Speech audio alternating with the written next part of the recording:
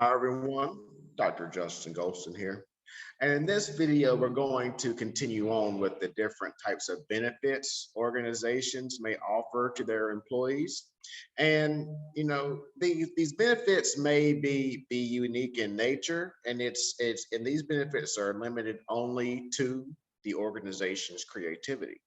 So recently there has been controversial benefits from organizations such as Facebook and Apple, where they have been offering egg freezing for women as a benefit. Now, with regard to discretionary benefits, one of the popular trends is to permit employees to tailor their individual plan based on what fits their needs, their wants and needs. This is also referred to as a cafeteria plan, in that you have a list or menu of different benefits that you can actually enroll in. Now, in different parts of the world, you have different types of benefits, but on this slide here, we have a number of different benefits that are common within the United States. So of course we have accident insurance, we have life insurance. That's additional, that's common, that's one thing that a number of employees in the United States will actually sign up for, and as well as dental care and vision care. Now, if you are an HR professional, once again, there are a number of providers out there. There are a number of people that will work with you in identifying the collection, the listing that you could actually offer your employees. Some additional benefits that is very valuable, in my opinion, some additional benefits that I have worked with organizations to negotiate is the college tuition benefits. Maybe because I'm an educator, maybe that's why. I mean, maybe I'm biased, but the college tuition benefit is one thing that's very popular in the United States, especially in the United States. But then another benefit we're seeing rise is pet insurance. Yes, that's very interesting, but that is an offering that a number of employees are asking for. Okay, in terms of their package. So moving on to the next slide is this whole discussion of financial compensation. So while these benefits, so the cafeteria plan, while all of those benefits will cost organizations money, the financial compensation is at the top of the list or the main question that employees or candidates will be thinking about when interviewing for a new role. Now, compensation is going to affect the company's ability to attract the top employees, and the financial compensation is the main thing that's going to motivate these employees. So a few things we're going to talk about when we talk about financial compensation is financial equity, right? And in discussing financial equity, we want to maximize the motivational potential, and we want to of the employees, and we want to prevent employee jealousy and dissatisfaction. So we need to ensure that the compensation systems are fair and are equitable. Now, in many parts of the world, in the past, this has not been the case. So as HR professionals, we need to ensure, regardless of race, regardless of gender, that the financial compensation of the organization is indeed fair. When we talk about external equity, External equity deals with how the company's compensation system compares with other organizations within their given industry.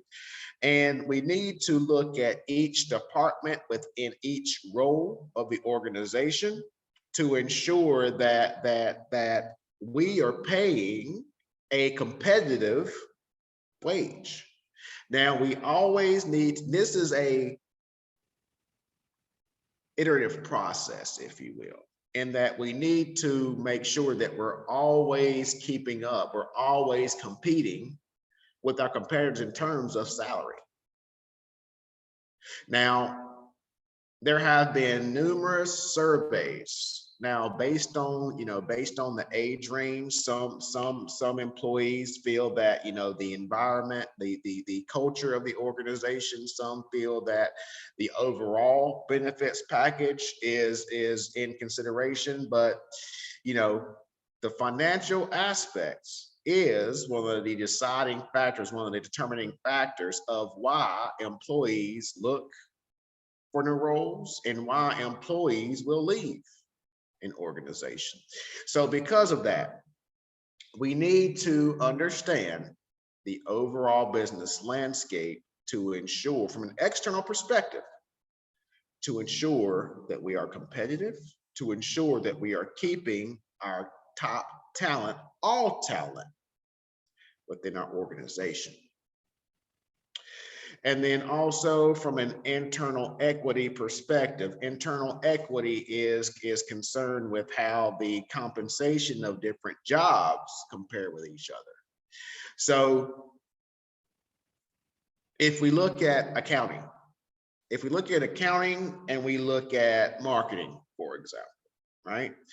Based on the level of the role, is the compensation equal between those departments, right? Now, jobs internally within an organization, jobs can be analyzed and evaluated to determine their worth. And in many parts of the world, as previously stated, many jobs are segregated by sex, segregated by gender, right? Now, we need to continue to take a look at this because this is one thing that continues to come up from an HR perspective. We need to ensure from an external perspective, our wages are fair and equitable. And from an internal perspective, we need to ensure that our wages are fair and equitable. So moving on to job evaluation. Now, when an HR professional will assess pay rates for employees, we sometimes will actually create pay grades or groups of jobs with similar wages. Now, in discussing this, we talk in the intro to HR class, we talked about job classification. And job classification is very useful when there are many jobs to be evaluated, and whenever we only have a limited number of groups or pay grades. So job classification is one thing that can be used to assess certain pay grades to kind of put employees within particular buckets. And I think that if we create buckets, I'm going to be referring a lot to buckets when we talk about job evaluation. That's one way to ensure that pay is fair and equitable, because males and females will be in a certain bucket, right? That is one way to mitigate that. And when we talk about factor comparisons, factor comparisons is another method where you will actually look at a number of different factors within a job, within a role, and then that final rating will be based on that factor, and then that factor will actually determine the pay for an individual or for a group. Now, this is somewhat similar to a point method. And with a point method, that is where you have certain job characteristics, and you will throw these job characteristics in buckets, if you will, and then based on that job characteristic, you get a certain amount of points. So, for example, for one characteristic for an hourly employee, you can have a certain amount of points based on education. So you could have, okay, up to 10 years of school, you get 15 points. If you have a high school diploma, you get 55 points. If you have a 2-year college degree, you get 95 points. If you have a 4-year degree, you have 135 points, and so on.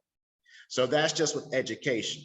And then you can have a number of factors of different buckets, if you will, that you can lay out. And then based on how many points those employees receive, that's the pay structure they receive. That's all we have to discuss in this video. And until next time.